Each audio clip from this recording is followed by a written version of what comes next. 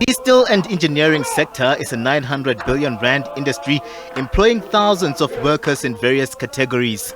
The industry has had to navigate tough economic times with growth hampered by load shedding, the logistics crisis at Transnet, a weak economy and a squeeze in international steel prices.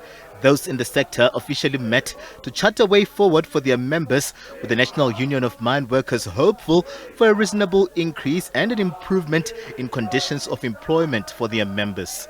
We have put at least a minimum of 25 rand increase for our members, and we are talking about those who we consider or put in a category of less earners, or those who are earning less salaries compared to the rest. And on other categories that we think that they are not worse off, we have put an increase of 10 rand. So instead we have went the direction of a quantum as opposed to the normal way of a percentage or so. The Steel and Engineering Industrial Federation of Southern Africa, SIFSA, represents employers in the sector and wants the parties to use the current agreement, this of 6%, as a base for negotiations.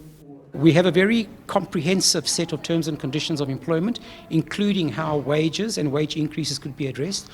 We want to conclude a deal around 6 or 7 key areas.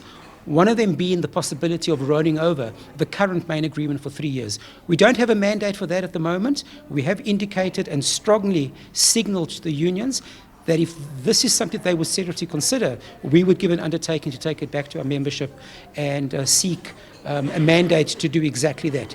But the National Union of Metal Workers of South Africa, NUMSA, which is the largest union in the sector, wants a cost of living wage increase of 7% and a housing fund set up for workers. If you want us to roll over the agreement, we will accept it, but on these grounds. Number one being that that rollover must include a 1% increase. So in other words, we're calling for a 7% increase in the first year and 6% increase for the second and third year of the agreement. We are also demanding that the industry must ring fence about 2 billion rand which must be set aside for the creation of housing. These are workers who unfortunately fall into this category of what some may call as the missing middle. They don't qualify for RDP housing and they don't qualify for bank loans for housing. The parties have had a pre-bargaining session before and are looking to conclude the wage talks by the 8th of May 2024 ahead of the general elections.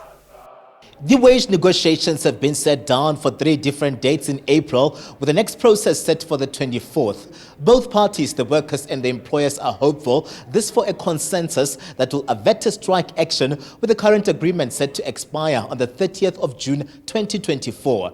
Katlego Logodi, SABC News in Boksburg.